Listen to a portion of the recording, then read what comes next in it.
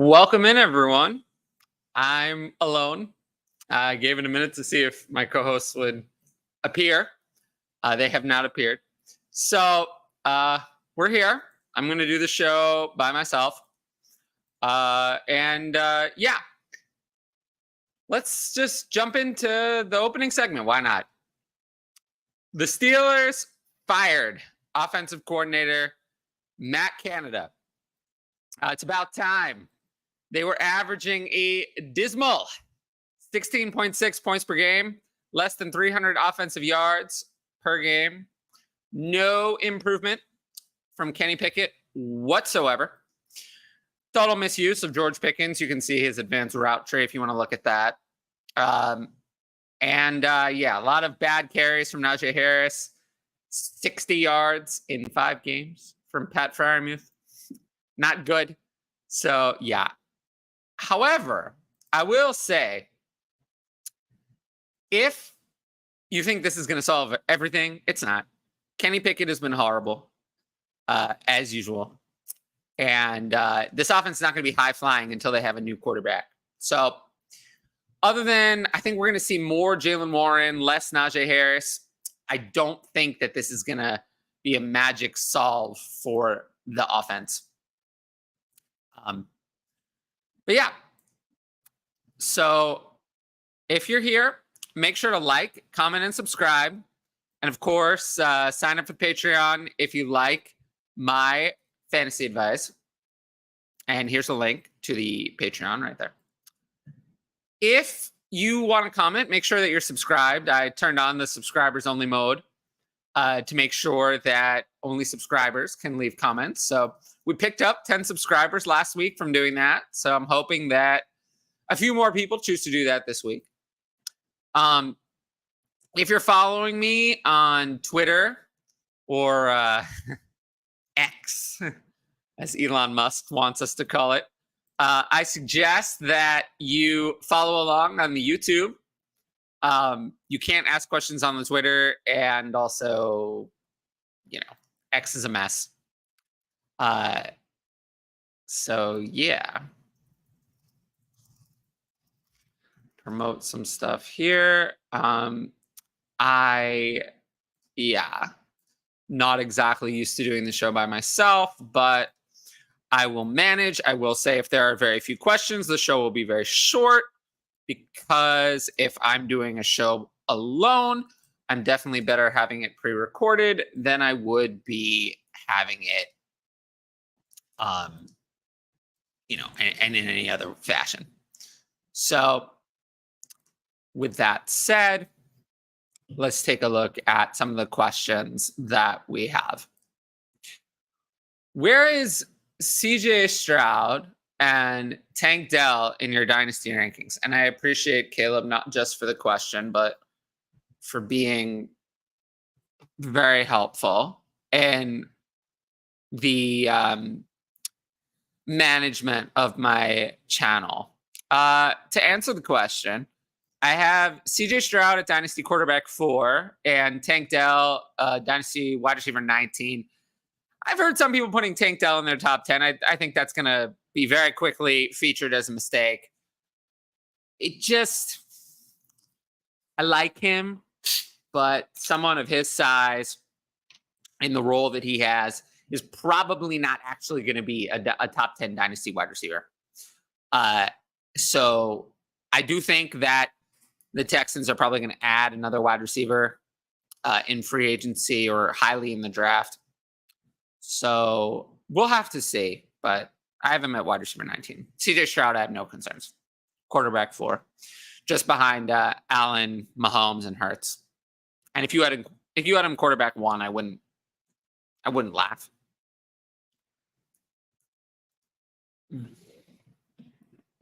Let's see. But yeah, ask questions. Otherwise, I'll send the show. 14 team, half PPR, Superflex. Give Warren and Demario Douglas. Give Jaden Reed. I like Reed. I just don't know if I like him. I like Jaden Reed the most of these 3 players, but in a 14 team, depth is valuable. Jaylen Warren is gaining a lot of value. So I think I'd rather have the combination of Warren and Douglas over just Reed. But I understand where you're coming from. And I do think Reed has the best future of all of these assets. I did talk about Reed in my 5 takeaways video yesterday, and it's not getting a lot of views on the channel. It's really, I put the thumbnail as Zach Wilson, and then all of a sudden nobody watches it. So that just goes to tell me what people think of Zach Wilson. I'll never use him as a thumbnail again. Well, but yeah, if you enjoyed that video, I would really appreciate it if you gave it a watch. I'll put the link in the chat. But yeah, if you click on that, it has a whole section on Jayden Reed where you can talk or see me talk about him in a good way. Yeah. But I do like him a lot. I moved him up about 25 overall spots in my Dynasty rankings this week. I've been talking into the void. It's not a void. People watch. I talk into my void, so Well, I'm really happy for you. I do talk to myself a little bit when I'm home alone, but not too much. Was going to comment this on the Monday video where both are featured, but I figured just wait to ask here. Leave it as a comment on the video. That really helps the algorithm more than almost anything else. Likes, comments, watch time on YouTube is really important, so that also helps. Yeah, all that. Redraft full PPR, Kyron Williams and Zay Flowers, or Raheem Mostert and Brandon Ayuk. Huh. I mean, Kyron's coming back to a big workload. They cut Darrell Henderson. Thank you for filling in. Now goodbye was how they felt about Darrell Henderson. So I'll go Ayuk. I'll take the Ayuk side, especially with that Achon injury again. Yeah, Salvan Ahmed went on IR, so if Achon is injured, Raheem Mostert will have all the work. So pretty easily the Ayuk side. What's Jaylen Waddle's value right now? Jaylen Waddle's been disappointing, but I feel a little bad for him because it's just one of those things where there's about 5 or more than 5, but less than 10 wide receivers that are so good that if you're stuck on their team, it just kind of sucks for you. You're never going to have the upside on that team that you would if you were not stuck there.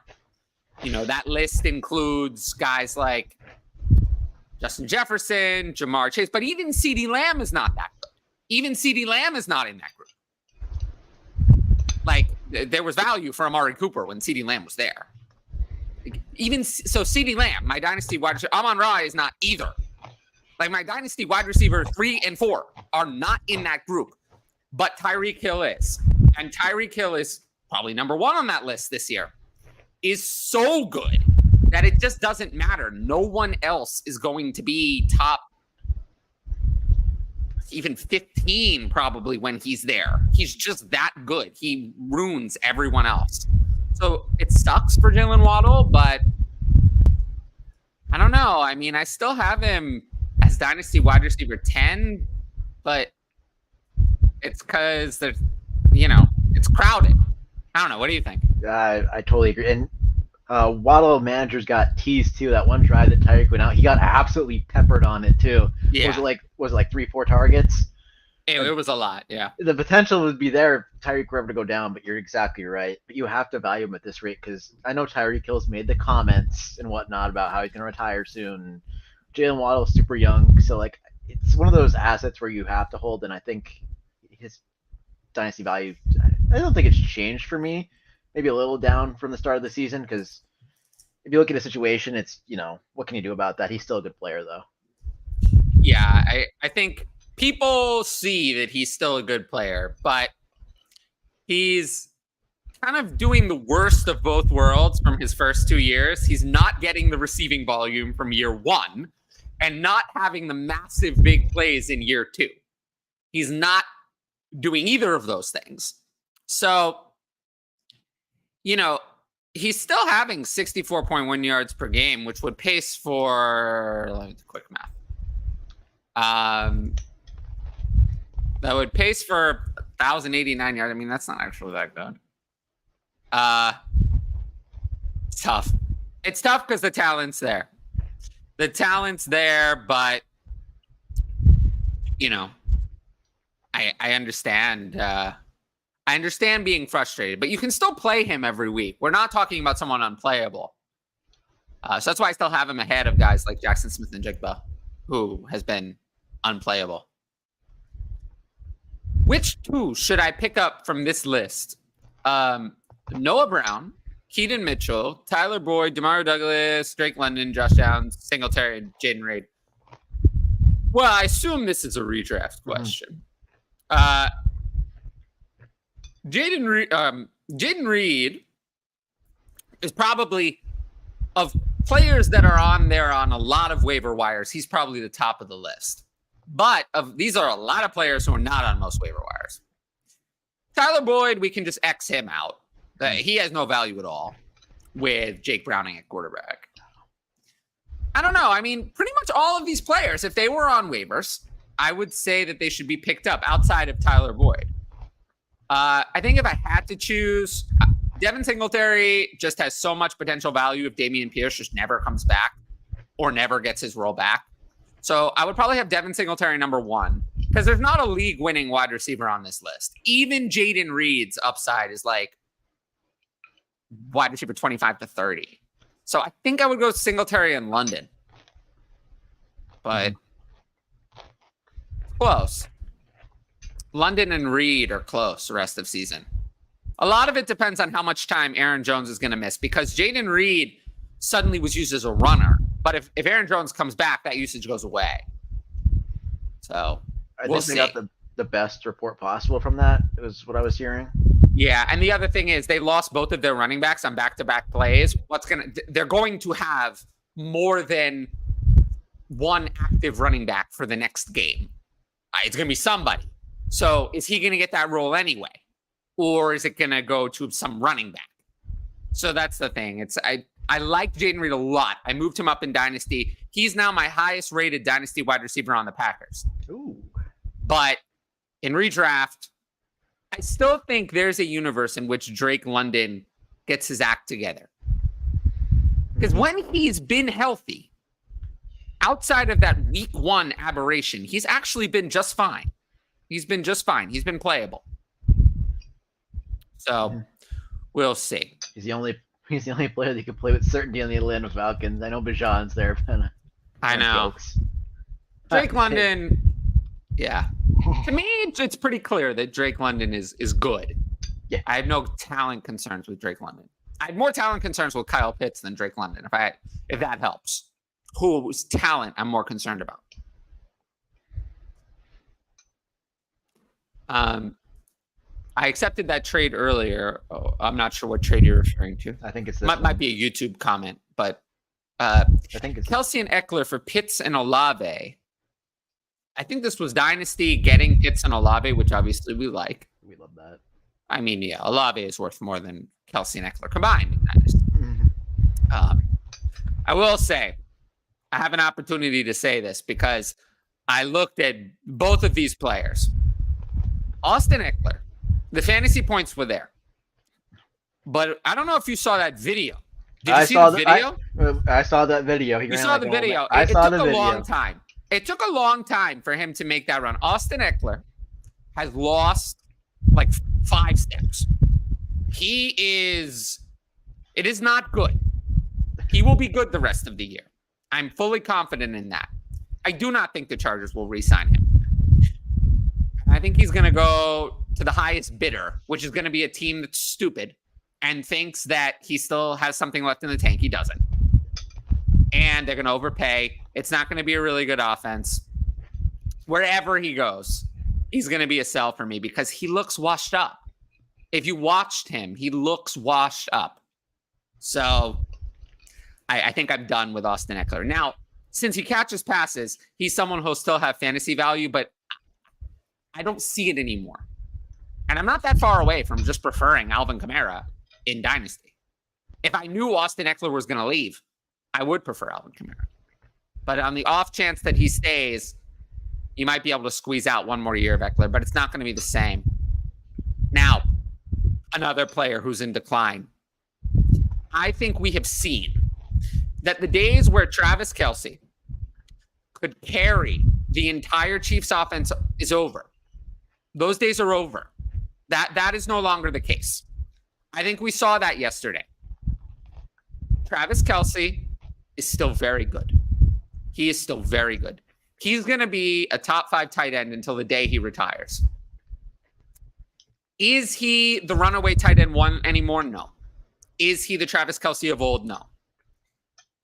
Has he really been in decline since 2020 and just had an up year last year because there were no receiving targets? Yes. So I do think that next year could be the year that the cracks start to become too hard to ignore. And this offseason will be your chance to get out, because I do think that their offense cannot operate with Travis Kelce as the number 1 weapon anymore. I think they need a number 1 wide receiver to do that. Be that T. Higgins, someone in the draft, Devontae Adams via trade or something. I mean, they have to. Chris Olave or Drake London forcing them their way out of their current situation. Do you know how high they'd fly up in Dynasty ranks? Oh, they would fly extremely high. Brandon Ayuk forcing his way out of the 49ers. A late career trade even for Tyler Lockett. Someone competent. But they cannot run it back. A team, the defending Super Bowl champions, unironically and by design, ran Justin Watson as their wide receiver 1. Not as a joke, not in a preseason game, and not by accident because other players were injured. By design, they thought that running Justin Watson as their wide receiver 1, and from the play of everyone, it looked like the right choice, was the right decision. And the fact that that was the right decision, I criticized them earlier going into the season. I said the Chiefs are woefully underprepared for this season on offense, woefully underprepared. And everyone was like, well, the Super Bowl, what are you talking about? You don't know anything. You don't know anything. Well, maybe I did know something. Maybe I did know something, because relying on an old tight end as the uber 1 in your receiving offense when you don't have an elite running back and your receiving weapons are crap is not good. It's not good. Their defense, not their offense, is carrying them this year. Their defense and Patrick Mahomes' stellar play, because there's nothing wrong with him. Where Marquez Valdez-Scantling, they should have caught that ball. Where was Justin Watson? He said he was so great, but he didn't catch the ball on 4th down. Patrick Mahomes delivered, and his weapons failed him 100%. And they're going to correct that. I guarantee you, in the offseason, they're going to look at film of this game, and they're going to see the wide receivers failed us. The wide receivers failed us, and we're going to need to fix that. Because you have the best quarterback in the league. I mean, I don't think there's any doubt that Patrick Mahomes is the best quarterback in the league. He delivered on an A-level game despite having F-level weapons. And you can't give him a single competent wide receiver? That doesn't work. That's unacceptable. And they're going to have to fix that. And whoever they fix it with is going to be our new favorite Dynasty wide receiver. I can tell you that. 200%. I mean, please get Drake London out of Atlanta. Please. Drake London is so good. I want the world to see it too. I want the world to see that Drake London is good. See, it's one of those things where they're probably going to address it in the draft, knowing the Chiefs again. The receiver class is going to have a couple of first rounders, I've been hearing. So I'm gonna buy that hype. But imagine what a team with, like, I'm an Eagles fan, and Calvin Ridley's a free agent. True. Bradbury and Slay have played terrible this year. What happens when Terrible, but they look really good yesterday. Yeah, well, that's because they were. Yeah, you know what I mean. But what's going to happen when they're playing premier corners? Like, what is this team going to do? Look, if you want a wide receiver, you can acquire one. You can acquire one that is maybe not better than Rashee Rice, unless you're willing to spend a lot. But you can acquire someone who is better than everyone else easily. Easily. Christian Watson looks like he's on the outs of Green Bay. I mean, there are guys who are available. Like, if you're willing to pay a second-round pick, and that's not that expensive, Jahan Dotson. Is Jahan Dotson better than Rashee Rice? Probably not. Is he better than everyone else on the team? Yes. He is an upgrade. Like, there are ways to make it better. I think they should acquire some sort of veteran and then use a draft pick and clear out this crap that they have. You cannot run a 6 wide receiver rotation and be a Super Bowl team. You can't. They did it last year, and I don't know how they pulled it off. But lightning doesn't usually strike twice. I mean, we would be having this conversation if they just shelled out the money for Jacoby Myers, right? Jacoby Myers would have fit in very well on this team, I think. Personally. I mean, maybe they make the call to Tampa. I mean, I think he's a free Mike agent Evans is a free agent, so yeah, they could just sign him. They could just sign him.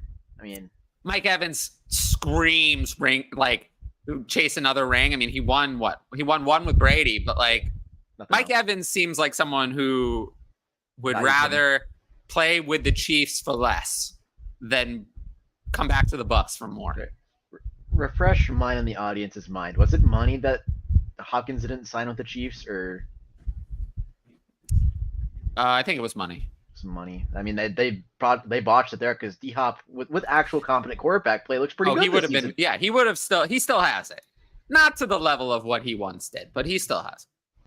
All right, let's get back into these questions. What is it? What is with Gabe Davis? He sucks. I mean, he's terrible. I mean, that's what's with him. He's bad. I don't know why people thought that Gabe Davis was good. I don't get it. He didn't get a single target against the Jets. You know, what an embarrassment, right? Yeah, I mean, is Dalton Kincaid the new alpha there? Think so. I think so, like. But it's not Gabe Davis. I can tell you that. Khalil Shakir is overtaking that man. Yeah, Gabe Davis. The last 3 games, he has 2 receptions combined. Sounds like Gabe Davis. Yeah, Gabe Davis is done. He's still gonna have his blow up game every once in a while, but he really hasn't progressed at all. And I don't know why he would start now. Trade away Kelsey and Charbonnet for Olave, Laporta, and Aaron Jones. If it's Dynasty, it's obviously Olave. This has to be redraft to make any sense. It has to be. It's interesting in redraft, though, I would say. I think I would lean toward I'd lean toward Olave and Laporta, but if Aaron Jones doesn't come back. See, the thing is, how injured is Aaron Jones and how injured is Kenneth Walker? If Aaron Jones is out for the whole year and Kenneth Walker's out for the whole year, then maybe I would lean Kelsey and Charbonnet. If that's not the case, which I don't think it is, I think Kenneth Walker and Aaron Jones are going to miss. Kenneth Walker, I think, is closer to coming back. I think Kenneth Walker is going to miss 1 week, just this game, 1 game. And Aaron Jones, I think, is going to miss multiple weeks. So I would lean Olave and Laporta, but it is close.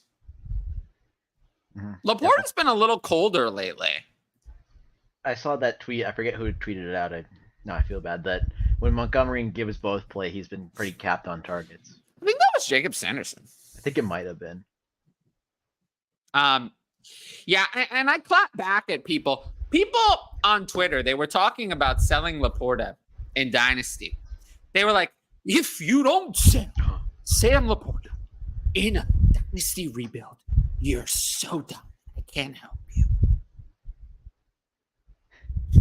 But those people never seem to tell you what they're going to sell him for.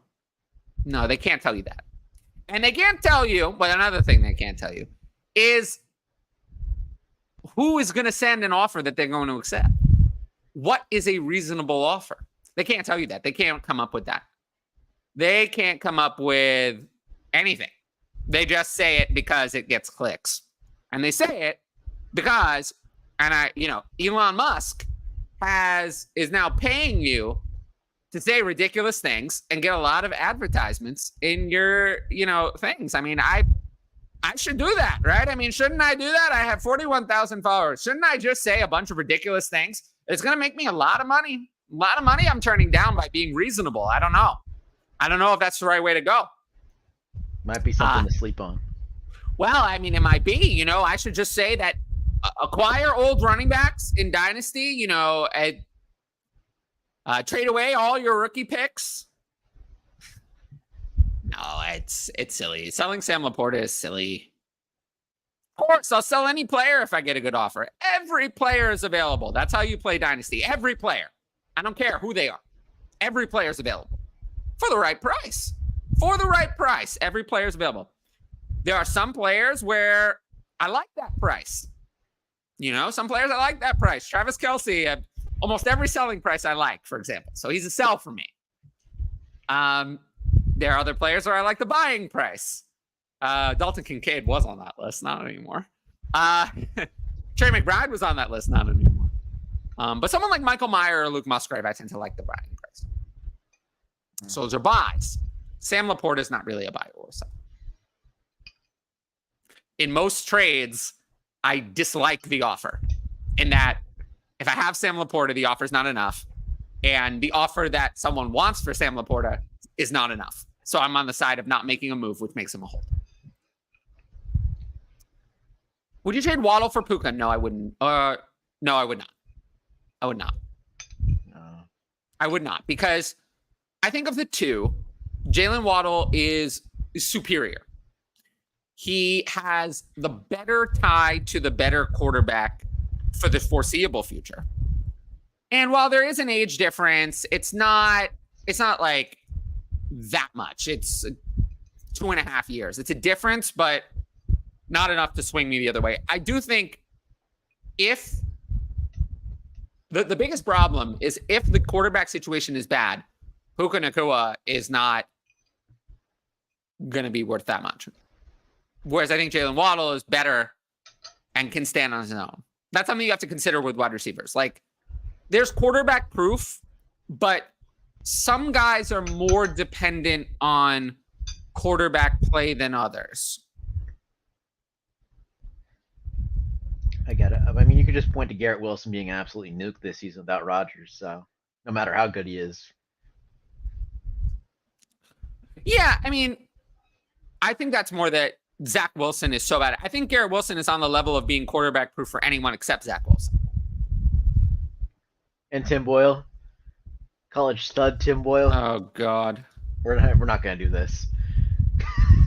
Tim Boyle. The fact that Tim Boyle hasn't gotten in the game until now just shows you how bad they thought he was.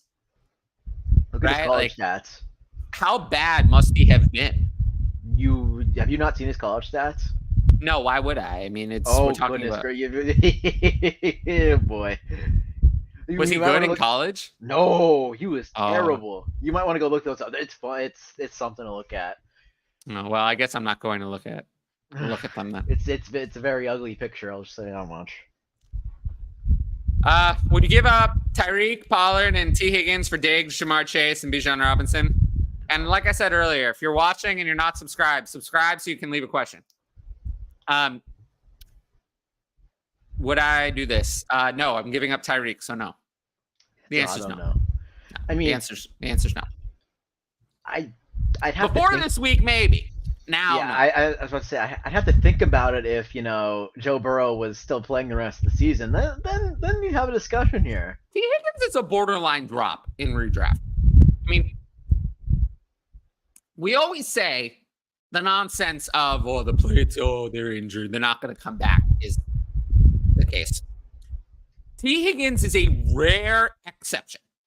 If T. Higgins sat out the rest of the season, he's due for a $15 to $20 million a year contract from someone. And why would you want to risk it? I think he's like a rare exception to that rule because he's not Justin Jefferson. If Justin Jefferson gets hurt, Justin Jefferson's still going to get his money. He's not Justin Jefferson. If he gets hurt, he might not get his money. So T. Higgins is like right in that range of like he has nothing he really needs to prove to the free agent market to still get a big contract. I think they've seen enough.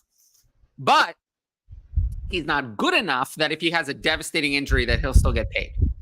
So I do think there's a chance that T. Higgins sits out the rest of the year.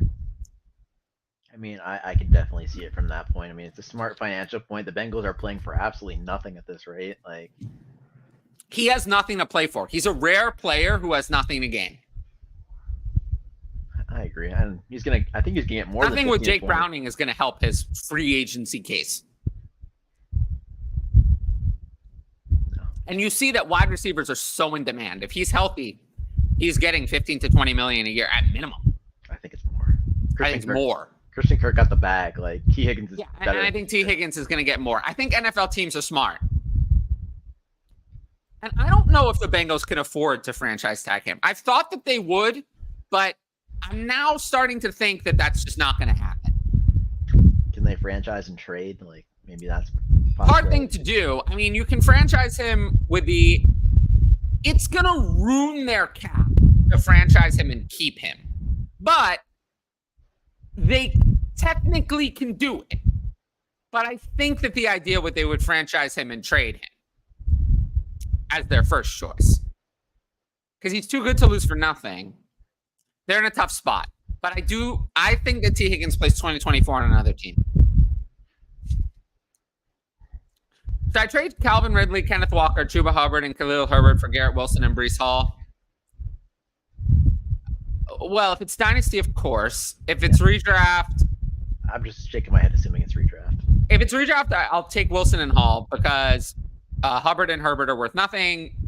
Walker, who knows when he's coming back. And I'd still rather have Wilson over Ridley.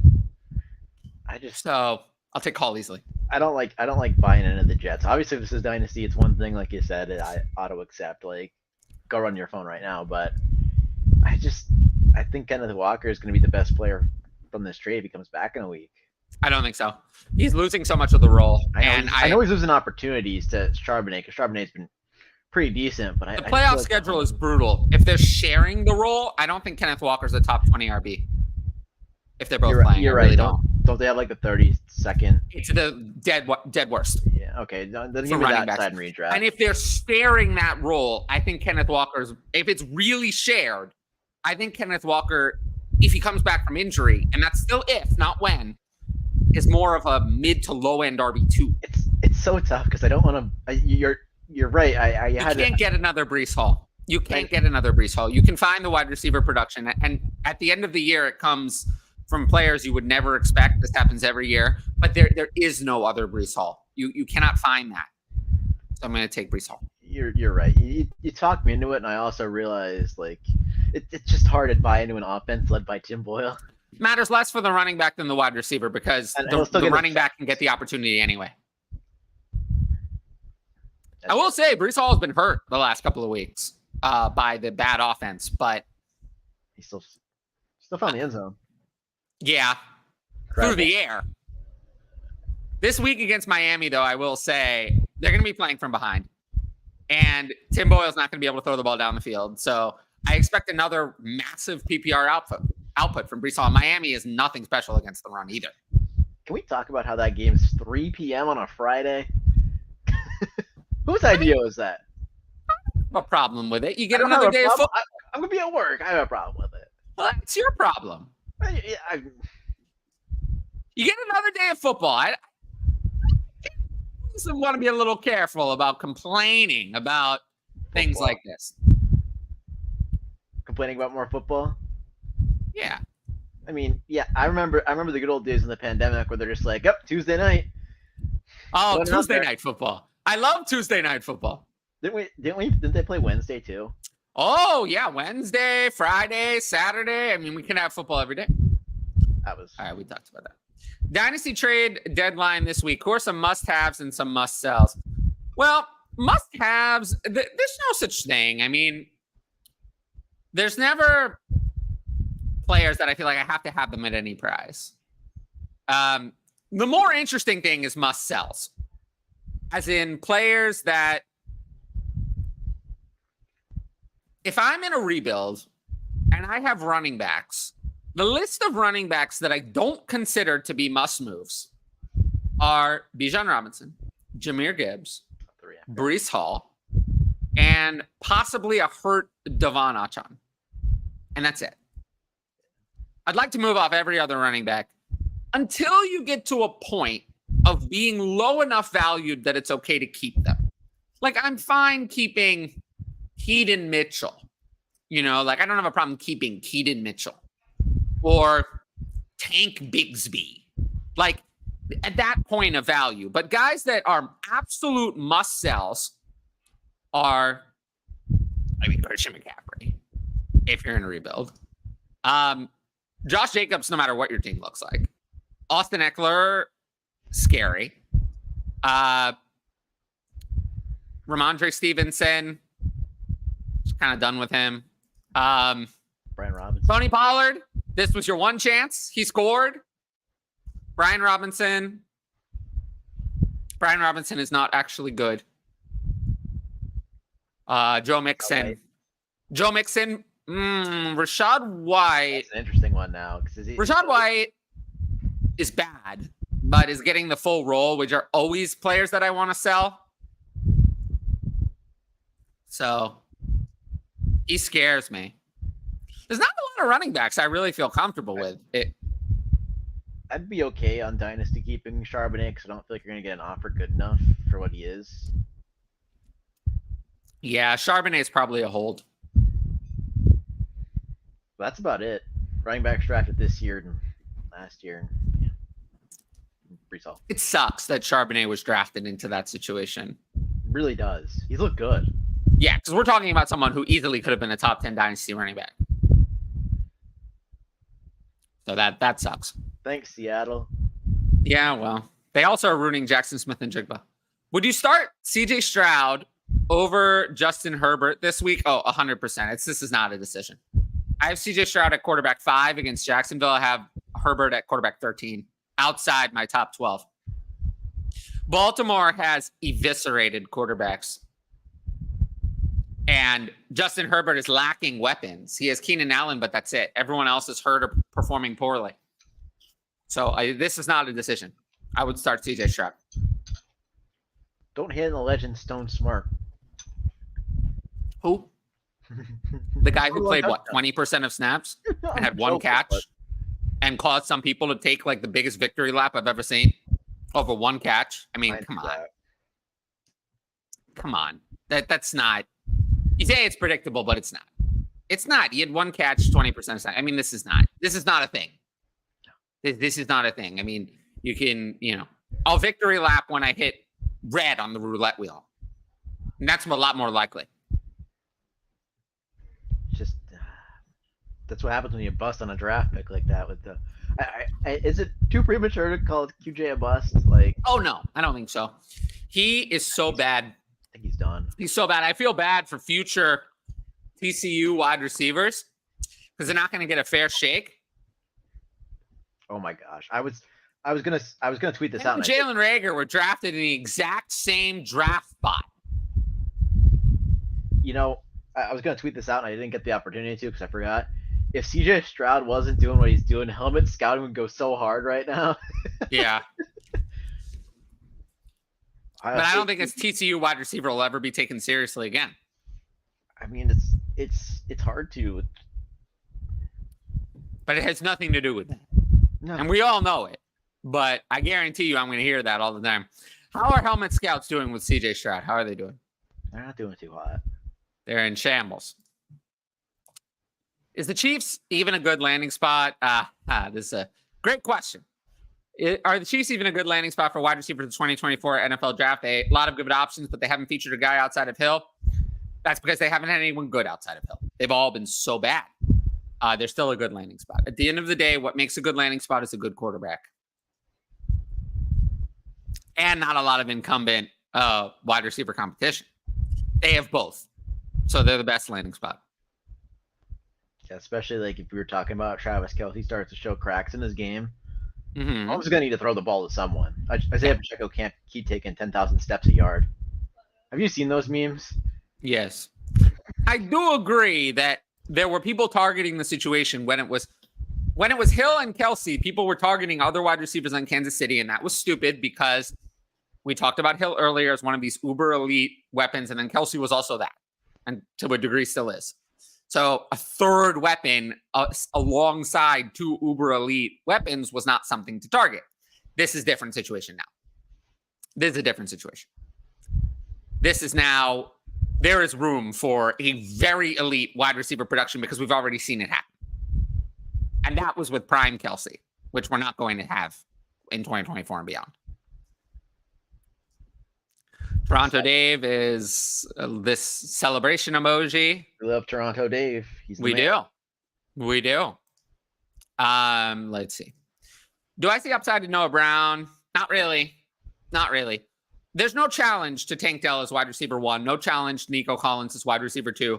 And I think Dalton Schultz is the third option in the passing offense most weeks. So there's no real challenge to that.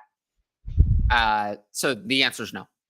I'm not even sure that Noah Brown is ahead of Robert Woods. Robert Woods played 75% of the snaps in the last game. I'm not sure, legitimately, between Woods and Brown, who is ahead.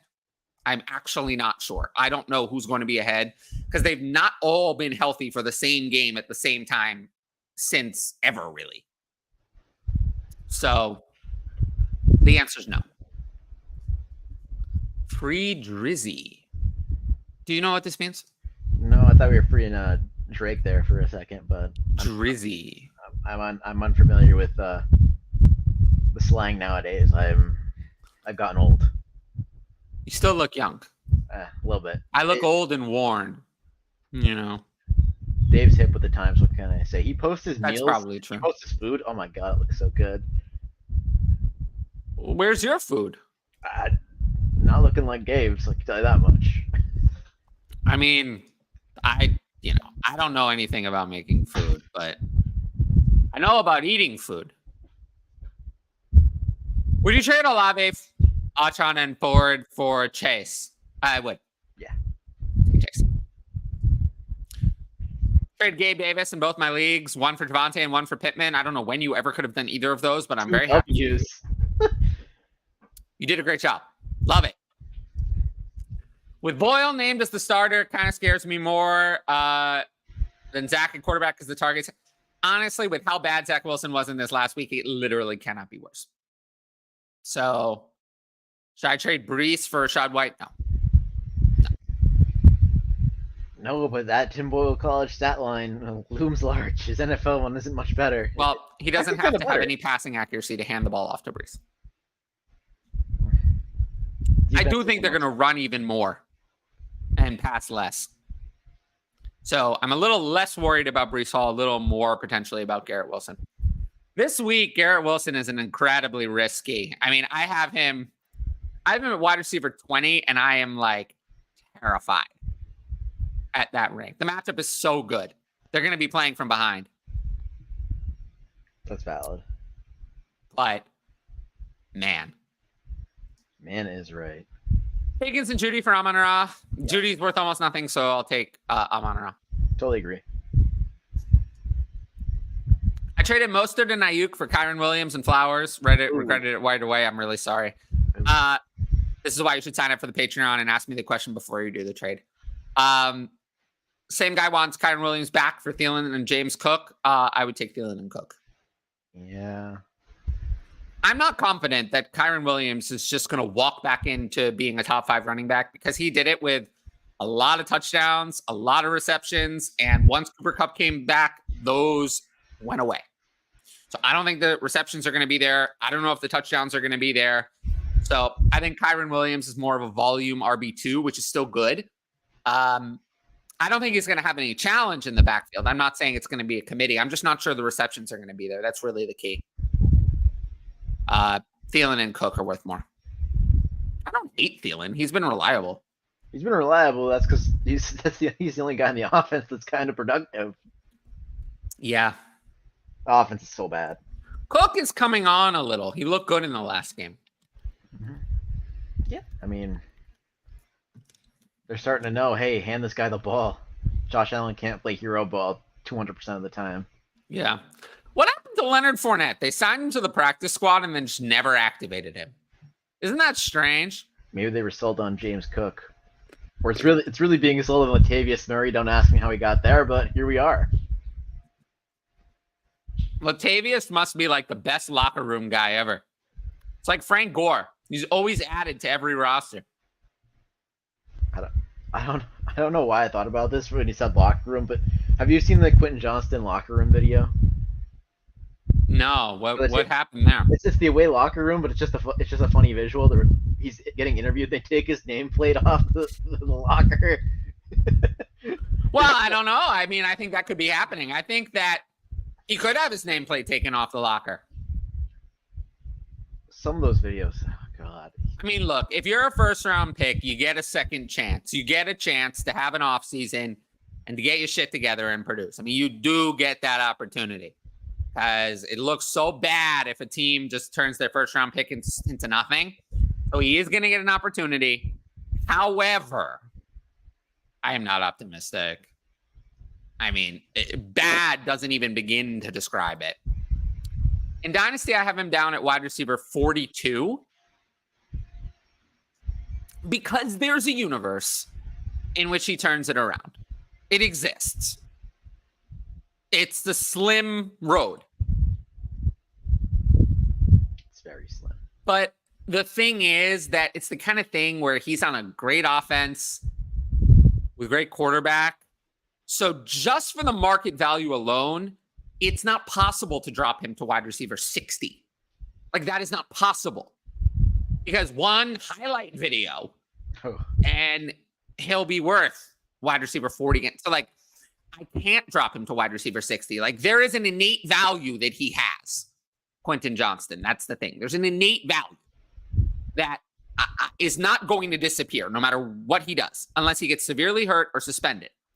That value is not going, and any player can have those things happen. That value is not going to go away. So there is a limit to how far I can drop him. But yeah, he's outside my top 40 Dynasty wide receivers, and there's going to be a bunch of rookies that come in. So 200%, yeah. I hear you. He's in the same value tier as guys like Jonathan Mingo. I mean, he's a face planner too at this rate. Jonathan Mingo, though, the difference between Jonathan Mingo and Quentin Johnston is that Jonathan Mingo is earning horrific targets, and he's earning targets. They're not going anywhere near him, and he's earning targets, and he earned playing time from the start. So he's earning targets and playing time earlier than Quentin Johnston did on a horrific offense that is not really his fault. So he's someone that I think the face planner crowd is going to dismiss a little too quickly, because that's just one metric. The metric of earning early playing time and earning early targets are in his favor. Whereas Quentin Johnston did neither of those two things. It took multiple injuries for him to even get a chance. And then he didn't earn targets for a very long time until finally an injury to Josh Palmer opened the door for him to get targets. Not one, not two, and then Gerald Everett injury on top of all of that. Finally, targets came, and he still did nothing with them. So yeah, it's much worse. Very different situation, him versus Jonathan Mingo, because with Justin Herbert, there's no excuse. There's no excuse. No, you're totally right. It's just Would you trade Dalton Schultz for projected 203 to 204 and a 1 QB? I mean, look, if I'm rebuilding, or I don't think I'm going to win, and we're at the trade deadline and it's this or no deal, I would take this, because Dalton Schultz is on a 1-year deal. They may or may not retain him, but I don't think he's going to find his way to a better team. What is better? Where is better? Back to Dallas, no. No, but like, seriously, what would be better? Cincinnati with receivers having left? That's about it. Yeah. That's it. I mean, that's it. That's better. I mean, CJ Stroud is, in terms of quarterback 4 wide receiver weapon, he's as in the quarterback you would want your wide receiver to have. He's what? Number 3? 4? I mean, Patrick Mahomes, number 1. Mm-hmm. Joe Burrow, number 2. Justin Herbert and CJ Stroud are 3 and 4. Hurts and Allen, I like them, but they're not as high on the list of quarterbacks I would want my receiving weapon to have because they run a lot. Unless you're AJ Brown. He didn't do good last night. Well, what about this game? I mean, still, he was on a historic run. You're likely in the playoffs if you have him in your redraft team. yeah. The thing is that Mahomes supported 2 elite weapons consistently. Jalen Hurts can't do that. I know. That's the difference. And I think Burrow could do the same. Justin Herbert, I think, can do the same. I don't think Jalen Hurts can. There's a difference. Because the running just takes away. It takes away a lot.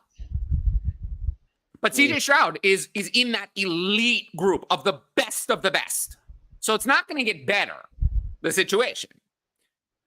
Impossible. What I think the most likely situation is that they do retain him. He's been good. Why would you want to get rid of him? I don't think they would. I think they would like to retain him. It's just a question of if he's priced out. I mean, could a team like, say, I don't know who has a lot of money. The Bears have Colton. That's the problem. That's the problem. Is if there are probably teams that are willing to pay him more, or I don't know who's willing to pay him the most. Maybe it's the Texans. But what if you just mentioned it's not the Bears, but like because they already paid. They're the first team I thought of with cap space. But they have Cole Kmet. Okay, they already paid him. They paid a doppelganger the same contract. They're not going to pay a second one. I mean, Houston for 2024 is the 4th most active cap space. So maybe they will retain him. But maybe they decide that he's not worth the money, you know? I mean, he goes, Tyler Higbee is a free agent. Or no, he's not actually. He signed the contract extension. But I believe they can get out of it. What if the Titans come knocking and they want a reliable weapon for Will Levis? Seattle needs a tight end. They've needed one for years now. Yeah. But I'm just saying, like, there's no guarantee that he's going to end up in a good situation at all. I mean, all the teams with cap space either don't need a tight end or are not good landing spots. Besides, I mean, Cincinnati has a lot. Everything. Yeah. So we will see, but I think the most likely situation is that he comes back, but I think that there's another wide receiver added who's stronger than either Robert Woods or Noah Brown. And his target share is diminished. So yeah, I would make this trade. I have heard this talked about so many times. I've said it myself. Other people have said it. Imagine the Texans offense with T. Higgins. Imagine it with T. Higgins, Nico Collins, and Tank Dell. Imagine that offense. How good would that offense be? Some pretty stuff, I'll tell you that much. Yeah, it would be. And it's part of the reason why I'm skeptical about Tank Dell is good and he's not going to go away. Nico Collins is the one I'm more scared about. But I am scared of having Tank Dell as a top 10 dynasty wide receiver. I just think that's a little excessive. If you could have one football player enter the Athenian Olympics, and what is this? I love it. What does this even mean? Like old school Olympics. Tyreek Hill in the sprinting event. Aaron Donald in anything that has to do with throwing Aaron weights. Donald in the gladiator event. Dude, he would run the gauntlet. No question. Oh, you know what? We'll have Joshua Dobbs in the puzzle solving event. Oh, yo, that's cheat code. A little astronaut right there. Oh my god, that's a good. It's a fun question though. It breaks up, It's a fun question. It's fun to think about. What's up? Yeah, what's up? People should follow the Fantasy Football Mad Science Lab on YouTube. I see them. They are grinding really hard, and for whatever reason, they're not getting a lot of views on their stuff. Their stuff is good. I've watched it, but I think they deserve more consideration from the viewing audience. So if you're watching this, you'll probably like their stuff too. Just give them a try. And let them know that I sent you, so I get a thank you card in the mail. I won't get a thank you card anymore. How comfortable would you be rest of season with Ingram for non-tight end premium? Comfortable? Not very. After last week. Not very. With Zay Jones back, I am not so comfortable. Are you comfortable? Because I'm not at all. No. Too many mouths to feed on that offense. Yeah, a little bit. So the answer is not really. Sit one, Howell, Lamar, CJ Stroud. Oh, I mean, I'm sitting Howell against Dallas. I don't want to play Howell. People say that Sam Howell is good. I don't know what quarterback they're watching. He's not good. Let me ask you this. If you were running a football franchise and your goal is to win a Super Bowl, do you want Jameis Winston as your starting quarterback? Yes or no? No. No. So he's not good then because he's just another Jameis Winston. That is what Sam Howell is. He is another version of Jameis Winston. Reckless, can't take care of the ball, takes zillions of negative plays, both in terms of turnovers and sacks, and misses wide open players constantly, randomly decides that he doesn't like talented players like Jahan Dotson. It's just Jameis Winston all over again. You're never going to win with that player. Great for fantasy. For fantasy, we're going to love him. But eventually, that player is going to lose his starting quarterback job. To answer this question, though, it's easily Lamar and CJ Stroud the starts. Against Dallas is not as bad as Baltimore, but they're up there on terms of who I don't want to face. I mean, the fact that you could bet Deron Bland on FanDuel to have a pick six just tells you everything insane. You need to know. He has 4, right? That's all you need to know, right? That's insane for one player to have 4 in a year. I mean, I'll just say this. I played Sam Howell in Daily Fantasy this past weekend. I lost money. There you go. I'm so sorry. That's all you need to know. I mean, he had the kick matchup. I was all in, and not my wise decision, but no, it wasn't.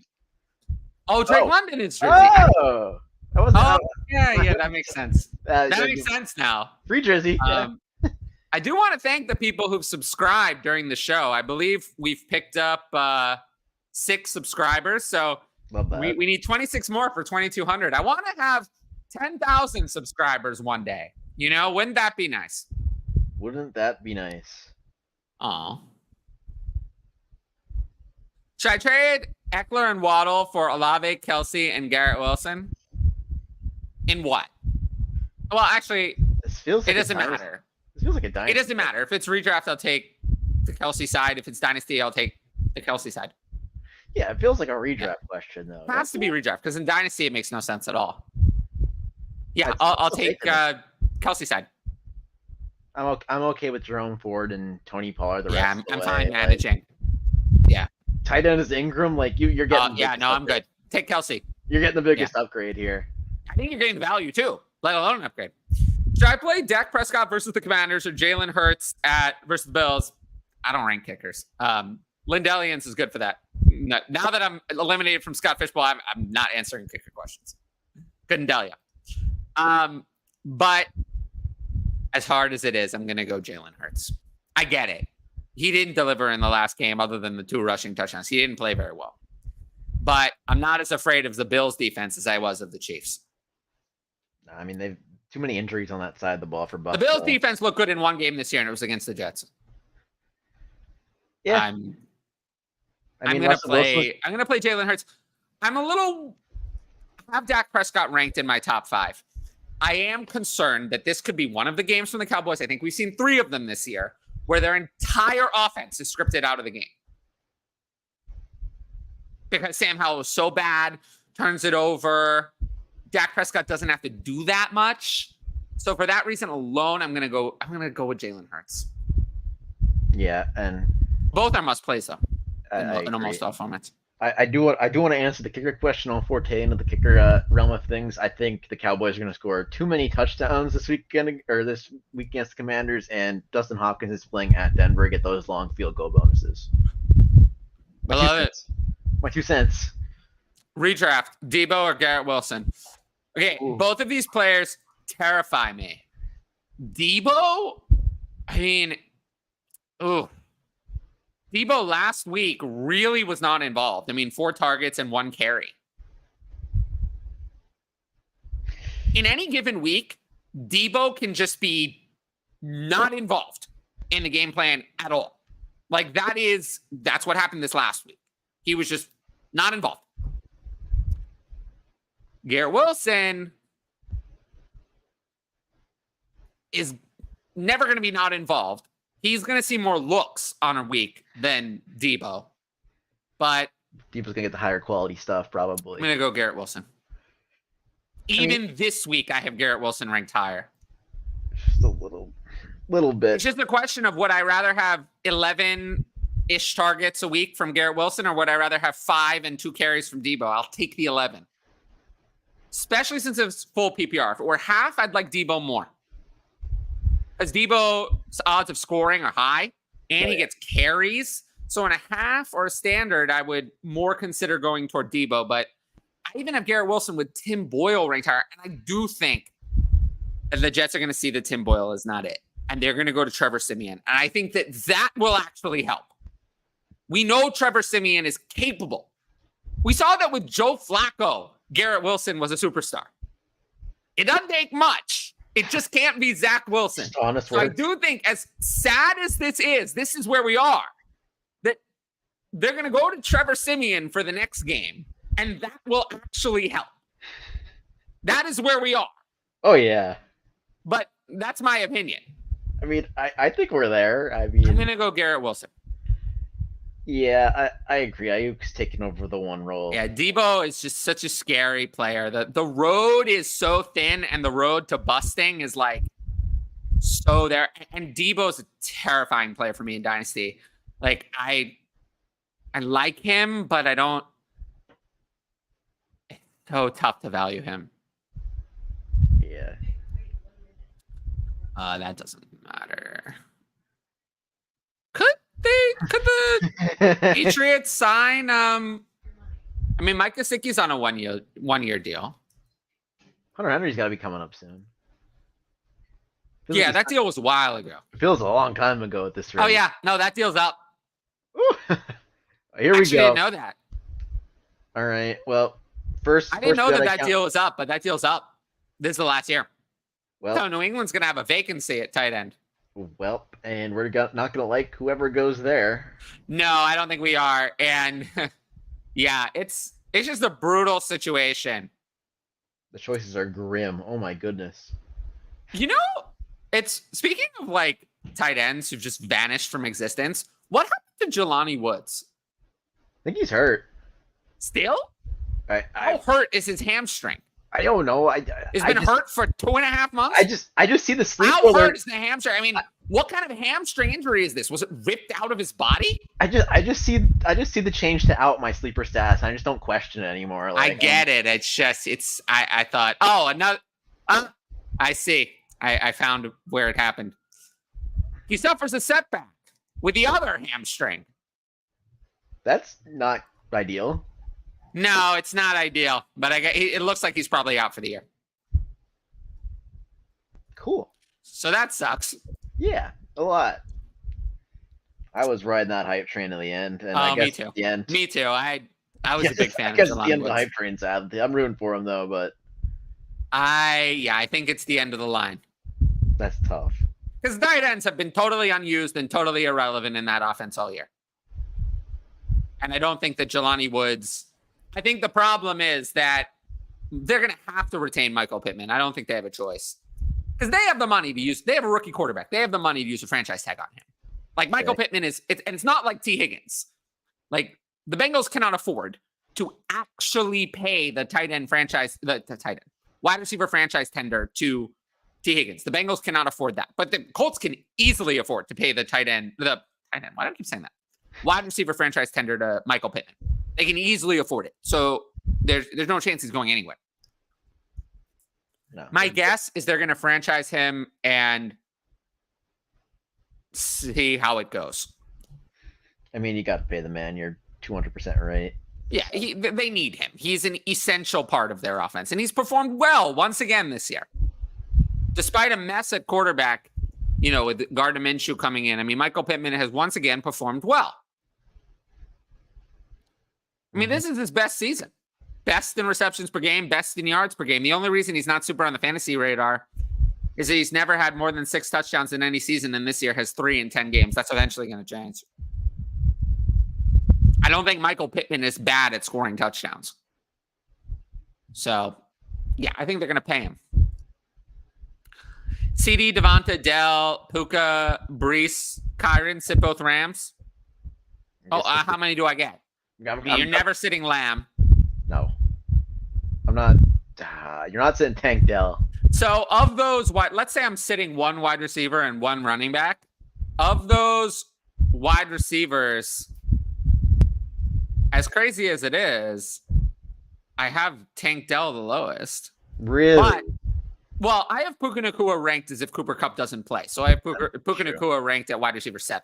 True. That's fair. I mean, let's remember that Puka Nacua, we're back to if Cooper Kupp doesn't play, we're back to the beginning of the season where, yes, Stafford, no Kupp. And he was like the wide receiver 1. Yeah, and they're playing Arizona. If Cooper Kupp does not play, Puka Nacua is a top 10 play for sure. I have him ahead of Smith too. I think I want to sit Smith. It's close between Smith and Dell. I mean, with no Goddard. I have Smith at 12 and Dell at 14.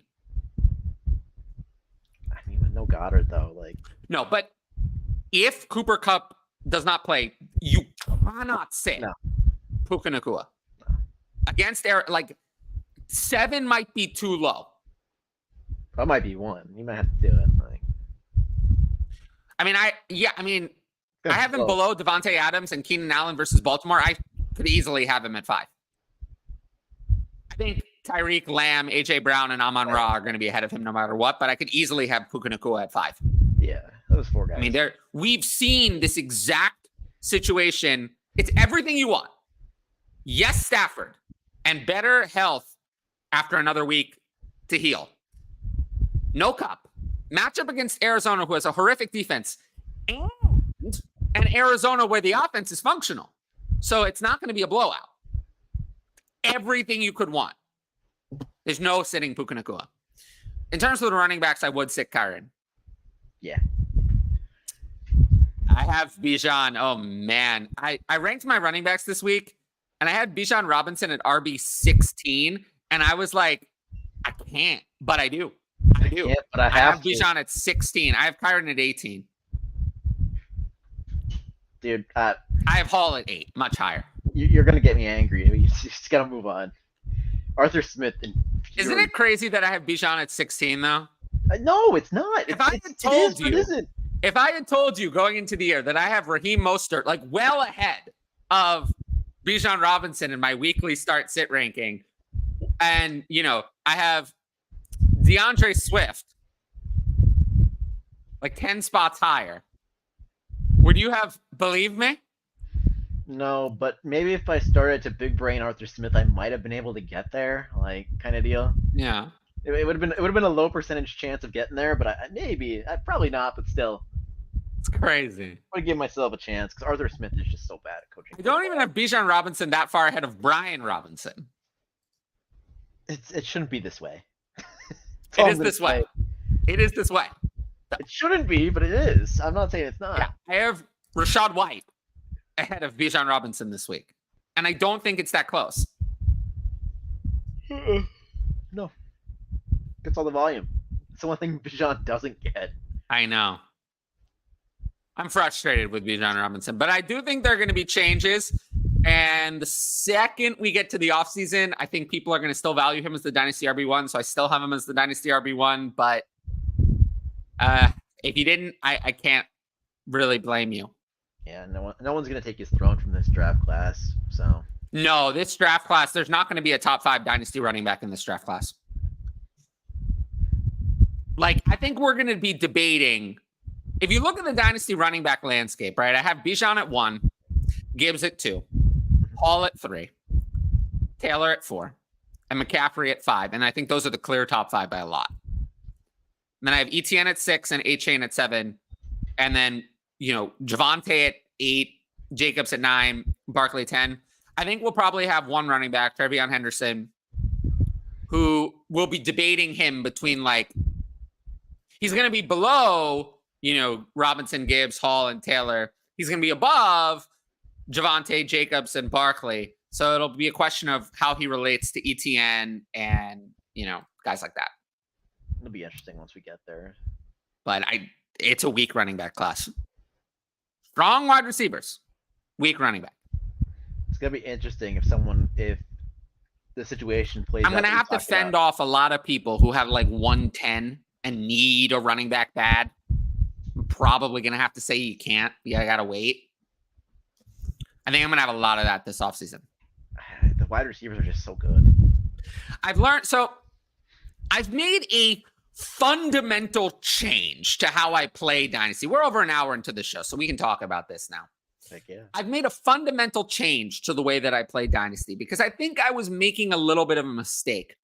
I think I was too consistent in my approach from top to bottom. I think that the right thing to do is to value wide receivers over, forgetting quarterbacks for a second. That's in Superflex, you always need quarterbacks, and that's got to be a part of this strategy. And then a tight end, I don't like to have too many, but I don't like to skip out on it entirely. But just talking about running backs and wide receivers, because those are the majority of your Dynasty team. I think that outside of a very select few, and that is Bijan Robinson, Jahmyr Gibbs, Breece Hall, end of list. If I don't get one of those three, I probably do not want any of the early running backs. But when you get to a certain stage, then the calculus flips. And it flips significantly. Like, I probably undervalued players like, Alexander Madison this offseason, Jerome Ford, Tyler Algier. These are players who have given you some value at times. Gus Edwards, Raheem Mostert. Like, I'm not saying push them up, Jaylen Warren. I'm not saying push them up that far. But once you get past around wide receiver, I'm looking at what my wide receiver ranks. I have Jonathan Mingo at 44, Marvin Mims at 50. Once I start to get to like past that, like Romeo Doubs at 54, Rashad Bateman at 60, these are not, then we've gone the other way. At that point, we want to focus on receiver, at running back, not receiver.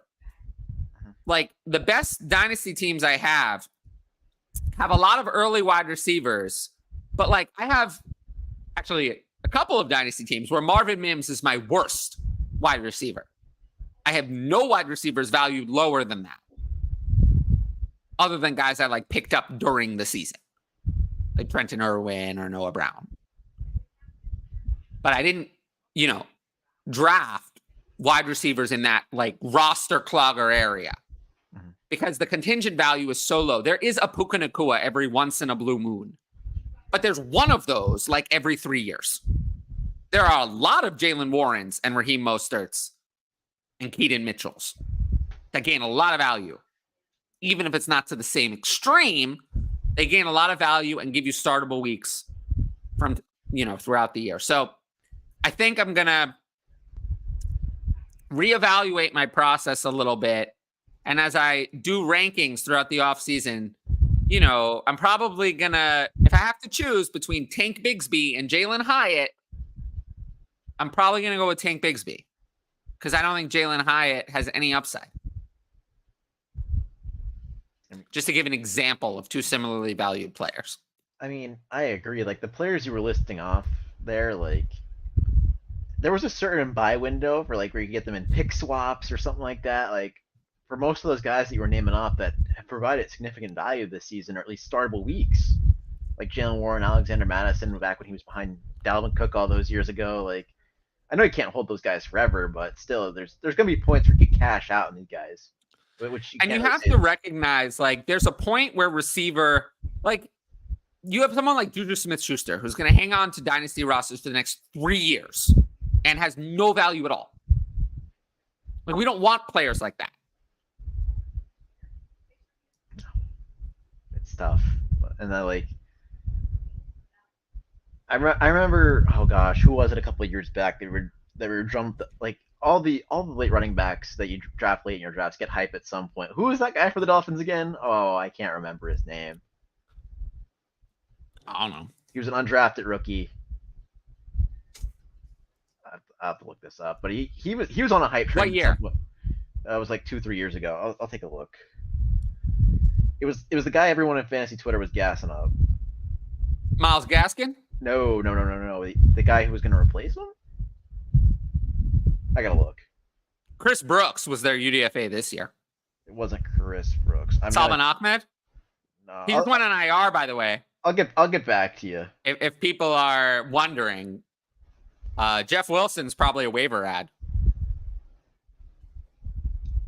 I'll get back in a few minutes, but Dak or Kyler rest of season, 6-point passing touchdowns. I think the 6 point makes me go Dak. Yep, I agree. Yeah, I'm going Dak. Great to see the Trevor bounce back. Trevor Lawrence. Yeah. I think it was good. I think it confirmed kind of what I was thinking, in that we're talking about a player who's going to have good games here and there, who on a good day is capable of being a really good fantasy starter. He wasn't. It's not going to be someone who's going to have blow up games on the regular, and is not going to be, I don't think Trevor Lawrence is going to get in the Patrick Mahomes value area. I don't think Trevor Lawrence is ever going to be valued that way. But I think he's going to be in this other range of, you have these guys like on the borderline of the first round. There's a group of 5: Lamar, Tua, Kyler, Richardson, and Lawrence. There's that group of 5. And I think he's entrenched in that group of very high value quarterbacks, but not the elite Mahomes, Hurts, Allen, Stroud, Herbert, and Burrow are my elite group. I have my elite. Those guys are elite. And Mahomes is like a step above. Allen and Hurts are kind of halfway in between. And then my like still elite, but a small tick down are Stroud, Herbert, and Burrow. And then you have like very good, which is Lamar, Lawrence, Tua, and Kyler. And Anthony Richardson was knocking on the door of that tier before he got hurt. And then you kind of have another tier of like Dak and Goff by themselves. Players that are franchise quarterbacks, they're good, but have like no high end upside at all. And then there's everyone else is way, way down. So the running back I was thinking of, he was drafted. It was Jared Dokes. Oh, Jared Dokes. He had a hype trade at some point too, remember? I do. So like it was insane, the hype trade for Jared Dokes. It benefits you. Patrick Laird is another running back who got hype there, but that's not what we're talking about. See, but like that just enforces your theory to take these shots on these late round running backs instead of late round wide receivers, because how often do we get a Puka Nacua or Antonio Brown? It's rare. It's really rare. How often do you see one of these late guys get value? You have to figure out where to draw that line though, because like if you had picked Jaden Reed or Josh Downs or Rashee Rice, you're happy. Oh, I'm talking like when we're getting the UDFA guys. Yeah. Like the late, like the 4th, 5th round, just start throwing darts at running back. Like honestly. But if you have a receiver with a profile you like, with like Josh Downs or Rashee Rice or Marvin Mims coming out of college, like I'd probably have to just stop wasting time on like Tyler Scott. Like you just can't wait that long. Like it's just not going to happen. Like someone like Tyler Scott is a day 3 pick falling on a run first team. It's just not going to happen. Did you see the tweet from Bears Twitter about him? It was a deep shot that they took when the game was on the line, and they're like, Marvin Harrison would have caught that. It was like, oh, they're already here. Fair. That's not fair comp, but anyway. Yeah, and you can also get rid of guys. So there are going to be guys who have value forever, like Alec Pierce, Sky Moore, but they're not valuable. All right, we'll do this question, then we'll wrap up. Would you trade Kelsey and Amari for Diggs, Achane, and Flowers? I'm assuming redraft. Has to be. I would have to do that because Diggs, I still think, is a wide receiver 1, even with his struggles. Flowers, without Mark Andrews, I think is going to have some fantasy relevance. And Achane will come back. Amari's totally worthless. Yeah. With DTR. Amari, there were some situations where I would have chosen to drop Amari Cooper. It's not what I want to do, but there are some people who have stacked teams at this stage. Amari's not a top 30 wide receiver for me rest of the way. No, he'll with hurt DTR. you more. He'll hurt What'd more you than say? he'll help. He'll hurt your team more than he'll help you. I agree with that. With a name This week I have Amari at wide receiver 36. See, but that's the range where you're like, oh, okay, I'll throw him in my flex and hopefully he does something. He comes back with like a 2.7, like, and you're like, oh, why did I do that? Yeah. I just think that it's not. And Denver's defense has been a lot better. They faced Denver. Been a lot better lately. So it's not a cake matchup like it once was. So yeah, I have him. And honestly, I don't know. I mean, that might be too high. We'll see. Like I have DeMario Douglas at wide receiver 41, and I'm like thinking about that. I'm like, should I have Douglas higher? I don't know. You know, I have Odell Beckham at 44. If he were fully healthy, would I have him higher without Mark Andrews? Maybe. Probably. He's been really good. Lamar's starting to look his way a lot more, it feels like. I know.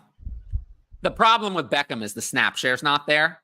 No. But will that change? Without Mark Andrews, are they going to go to exclusively 11? I would think that would be the best for their offense because now we're in a situation where their wide receiver 4 is better than their tight end 2. So, like, I think it's better to give Nelson Aguilar more playing time than it is to give Charlie Kolar more playing time. Hey, he had a touchdown catch this past I week. don't care. Nelson Aguilar or Charlie Kolar? Aguilar. Oh, well, that's exactly what I'm saying. Yeah, I know. Like, I think you're better off if your wide receiver 4 is better than your tight end 2, then you should be playing almost exclusively 11 personnel. So, and if they play more 11 personnel, then Odell Beckham could be seeing a 70% snap share. And if I knew Odell Beckham was going to get a 70% snap share, then he's not that far away from wide receiver 3 consideration. He's been hot. Oh, how we're vaulting back into Odell times. I'm not saying he's going to be anything special, but I know. You know, right now I have Odell at wide receiver 44 just based on the shoulder injury, but it's the first time I had him within possible start range pretty much all year. Mm-hmm. So Mark Andrews being out really, gives him an opportunity to step up. Opens the door, yeah. Yeah, absolutely. Where do you stand on Rice? Rice might, in Dynasty, I have him wide receiver 29, but that feels kind of high, a little high. It feels kind of high, but then it also kind of doesn't when you look at who comes. We know that we talked about they're going to address the position. They have to. The problem is that just because you address it doesn't mean that addressing is going to fix everything.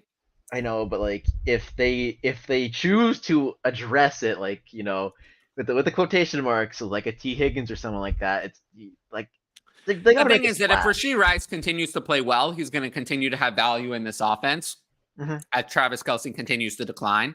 So I'm not just going to throw Rashee Rice out the window because he's played well as a rookie. So like I don't think there's a universe in which Rashee Rice is in Dynasty outside the top 40 after this year, unless he gets hurt. So it's hard to rank him that much lower than wide receiver 29. That's kind of the issue. Because he's young on a good offense and has played well as a rookie. It's hard to, you can't rank him at wide receiver 40. No, so not saying that, but there's not a lot of room. And once the offseason hits, guys like Diontae Johnson, Keenan Allen, Terry McLaurin people are going to look at another year older. I mean, Diontae Johnson is one of those wide receivers that, could get out as well. I feel bad for Diontae Johnson. Oh, my God. Talked about that earlier today. He had to be picked up by the O-lineman. Yeah. But anyway, I want to thank everyone for watching. Thanks to everyone who left a lot of questions. We had a good number of questions in the chat today. And thank Ryan for being here. And watch for I'm going to do a special video. I'm going to release it tomorrow for Thanksgiving. I'm going to do a preview of the Thanksgiving games in place of the Thursday night preview. And then I'll do a regular start sit video in some form and release that on Friday. So take a look for that. And until next time, make sure to like, comment, and subscribe. And I will see you all later. Peace out.